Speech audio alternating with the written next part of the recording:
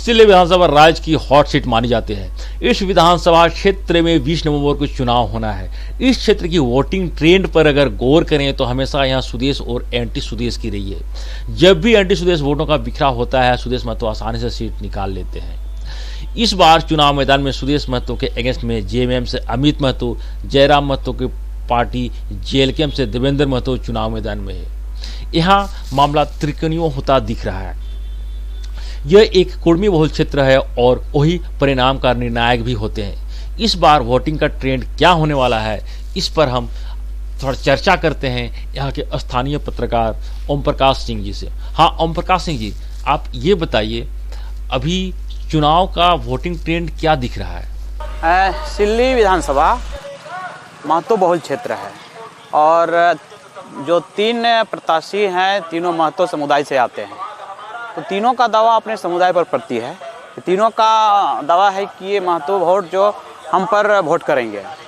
और जो सरकार की एक योजना आई हुई थी मैया योजना, ये एक अंडर करेंट है। मैया योजना कितना वोट को प्रभावित करता है ये तो 23 तारीख को ही पता चल पाएगा, क्योंकि गांव देहात में मैया योजना का अच्छा खासा चर्चा है।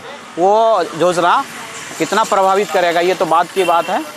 और ये तीनों जो उम्मीदवार हैं महतो समुदाय से आते हैं और तीनों उम्मीदवारों का एक समुदाय विशेष पर ही फोकस है।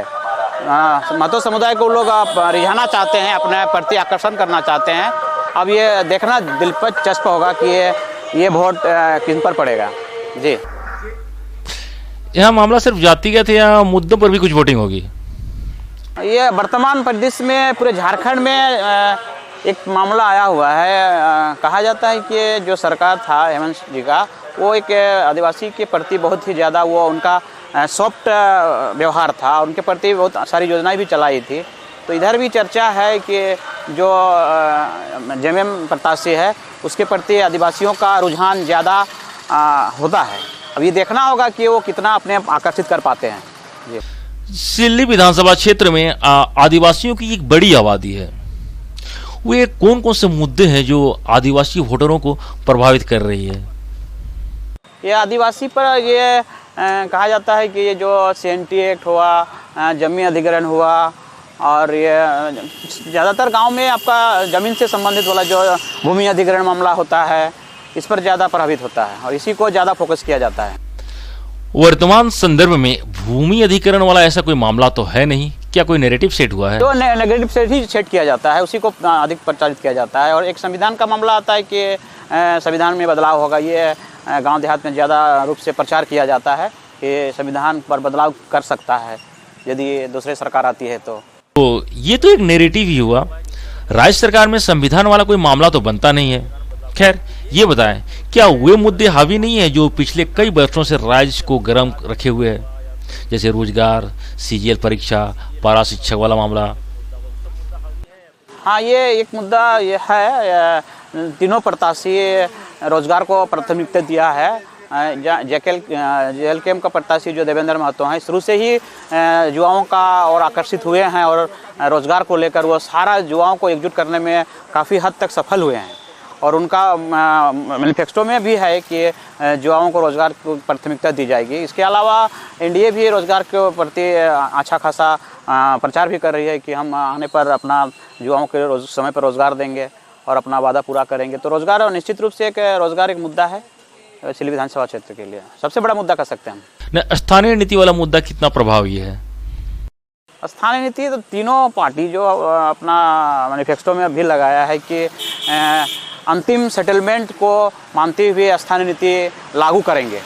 ये तो सारे लोगों का अपना जो घोषणा पत्र है उन लोग शामिल किया है। ये तो अब बात की बात है वो कितना आप सफल कर पाते हैं।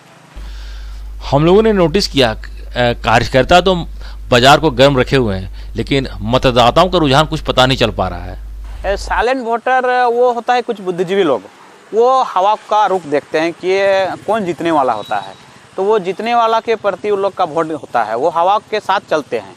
और कुछ बुद्धिजीवी होते हैं जो विकास को देखते हैं, जो क्षेत्र में जनता के बीच में जो उम्मीदवार हैं वो जनता के साथ कितना जुड़ा हुआ है और जनता के बीच में वो कितना रहते हैं, वो साइलेंट वोटर उस पर जाते हैं कि जो जनता से ज़्यादा जुड़ा हुआ है वो साइलेंट वोटर उस पर आकर्षित होते हैं। देवेंद्र महतो कितना प्रभावी है?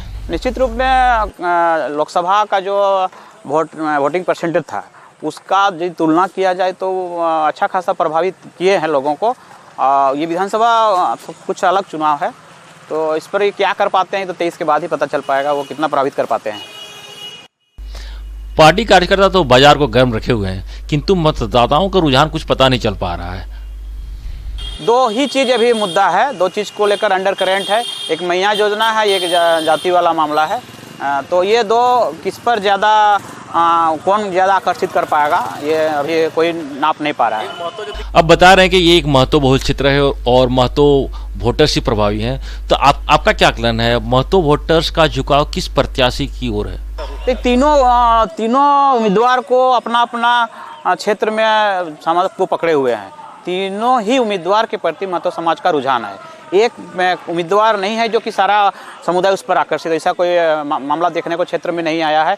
लगातार ये चुनाव कैंपेन में हमने देखा है कि कुछ महतो बहुल क्षेत्र है तो एक पार्टी विशेष पर झुकाव है, दूसरे गांव जाते हैं तो दूसरे पार्टी पर झुकाव है। तो एक पूर्ण समुदाय एक पार्टी पर निर्भर नहीं है। अमित महतो स्थानीय नीति के मामले को लेकर पार्टी छोड़ दी थी और वो पुनः उसी पार्टी से चुनाव मैदान में, क्या ये कुछ प्रभावित कर रही है उनके चुनाव कैंपेन में?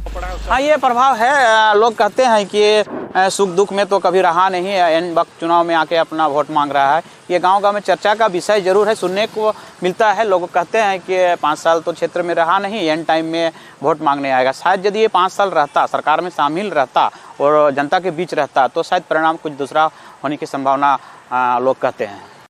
अमित महतो के प्रति तो एक पॉजिटिविटी ये भी है कि वे जिन मुद्दों के लेकर वर्तमान पार्टी को उन्होंने बायकॉट किया था और वही मुद्दे अभी वर्तमान स्थिति में राज्य स्तर पर हावी हैं। नहीं, ये अमित महतो जनता के बीच कहते हैं कि जनता के सवाल पर, स्थानीय नीति के सवाल पर हमने सरकार का विरोध किया और इसी विरोध के चलते हमने सरकार को त्याग दिया था। आज उस मुद्दा पर हम कायम हैं, आज भी कायम हैं। आने वाली सरकार पर मेरा दबाव रहेगा कि जीत जाते हैं तो इस मुद्दा को हम प्रभावशाली रूप से अपना सदन में रखेंगे और इस पर अभी भी वो कहते हैं कि हम अडिग हैं।